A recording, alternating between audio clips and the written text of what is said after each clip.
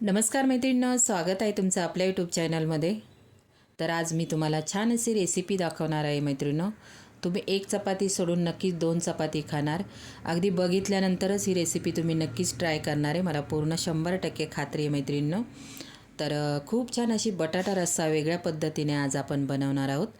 तर चला आपण रेसिपीला सुरुवात करूया मैत्रिणींनो।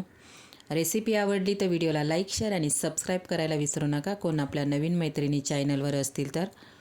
आणि कमेंट्स करा की तुम्हाला माझी रेसिपी आवडली की नाही आणि व्हिडिओ तुम्ही कुठून बघतात ते पण मला सांगा, म्हणजे माझे व्हिडिओ कुठपर्यंत पोहोचलेत ते मला कळेल, माझे व्हिडिओ कुठपर्यंत पोहोचतात तेही मला कळेल मैत्रिणींनो। चला आपण रेसिपीला सुरुवात करूया। झटपट कढई ठेवून घेतलेली आहे, त्यानंतर इथे तेल टाकलेले, तेल थोडंसं जास्त टाकायचं मैत्रिणींनो। तेल छान असं कडकडीत गरम होऊन द्यायचं। त्यानंतर एक दालचिनीचा तुकडा टाकला मी आणि तेजपत्ता टाकून घेतलेला आहे। तेलामध्ये व्यवस्थित परतून घ्यायचा, जिरं वगैरे सगळं। आणि त्यानंतर इथे भरपूर सारा कांदा वापरायचा आहे आपल्याला, कांदा छानसा बारीक चिरून घ्यायचा आहे। परत एकदा मी तुम्हाला सांगते, तेल टाकून घेतलेलं आहे, जिरं टाकले, जिरं थोडंसं ब्राऊन झालेलं आहे। त्यानंतर आपण दालचिनीचा तुकडा टाकला आहे आणि तेजपत्ता टाकला आहे। भरपूर सारा कांदा वापरलेला आहे आपण इथे, मी ते 4 कांदे घेतलेले। कांदा छानसा बारीक चिरून घ्यायचा मैत्रिणी, एकदम बारीक होता होईल तेवढा कांदा बारीक चिरायचा आहे। मीठ टाकून घेतलेलं आहे मी। आज आपण छान अशी बटाट्याची रस्सा भाजी बनवणार आहोत, खूप छान लागते।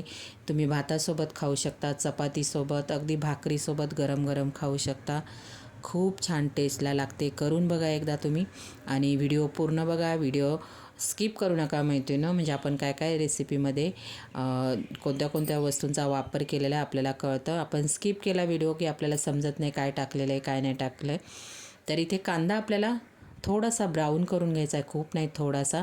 आणि याच्यानंतर आपल्याला एक मसाला वाटायचा। इथे बघा टोमॅटो घेतले मी 2, अद्रक घेतलेलं आहे, लसूण घेतलेला आहे, कोथिंबीर घेतलेली आहे।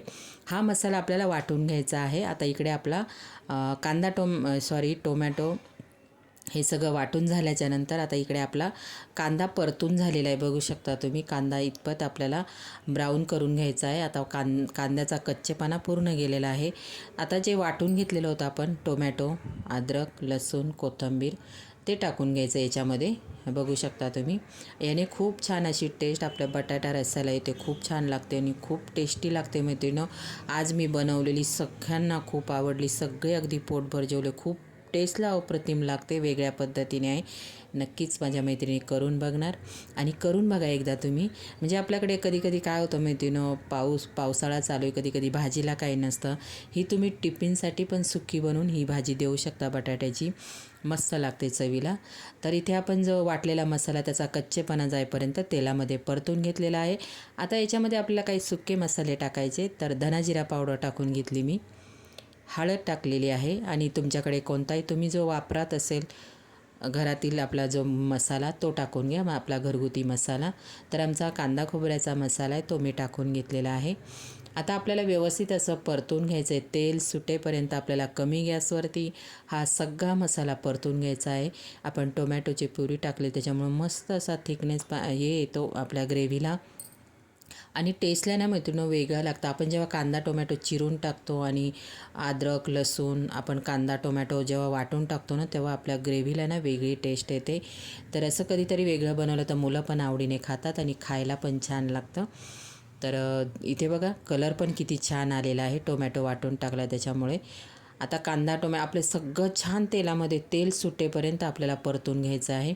मस्त असा ताजा ताजा कढीपत्ता मी टाकून घेतलेला आहे, कढीपत्ता टाकल्यानंतर परतून घेतलेला आहे, मिक्स करून घेतले। आता याच्यामध्ये मी 4 ते 5 बटाटे घेतले, बटाट्यांची साल काढून घेतली, 4 ते 5 पाण्याने स्वच्छ असे धुवून घेतलेले आहेत बटाटे। बटाट्याच्या फोडी तुमच्या आवडीनुसार तुम्ही करू शकता मैत्रिणींनो। तर इथे मी खूप मोठ्या पण नाही छोट्या पण नाही, मीडियम साईज अशा फोडी बटाट्याच्या मी करून घेतलेल्या आहेत। आता बटाटे आपल्याला व्यवस्थित मसाल्यामध्ये व्यवस्थित मिक्स करून घ्यायचे आहे। तर ही भाजी ना मैत्रिणींनो तुम्ही एकदा करून बघा। तुम्हाला म्हणजे आपल्याकडे भाजी नसेल, घरामध्ये तोंडी लावण्यासाठी काहीच नसेल, कधी आपल्याला भाजीला काहीच नसतं फ्रीजमध्ये, तर नक्की तुम्ही बटाटे तर आपल्याकडे नेहमीच अवेलेबल असतात, तर करून बघा ही रेसिपी तुम्ही. अशी सुक्की जरी बनवली ना मैत्रिणींनो, नुसती वाफेवर जर बनवली ना तर ती पण खूप छान लागते. आणि तुम्हाला जर भाताबरोबर खायचं असेल तर थोडंसं पाणी टाका, नॉर्मल आपल्याला पाणी टाकायचं आहे, खूप पाणी नाही टाकायचं. आता आपल्याला मसाल्यामध्ये आपण बटाटे परतून घेतलेले आहेत. मिनिटभर आपल्याला झाकण ठेवायचं, एक वाफ आणायची आहे आणि नंतर आपण थोडंसं पाणी टाकणार आहोत शिजण्यापुरतं फक्त. तुम्हाला अशी चपातीबरोबर सुक्की खायची असेल तर तशी पण तुम्ही बनवू शकता, रश्श्यावाली पाहिजे असेल तर तशीही बनवू शकता मैत्रिणींनो.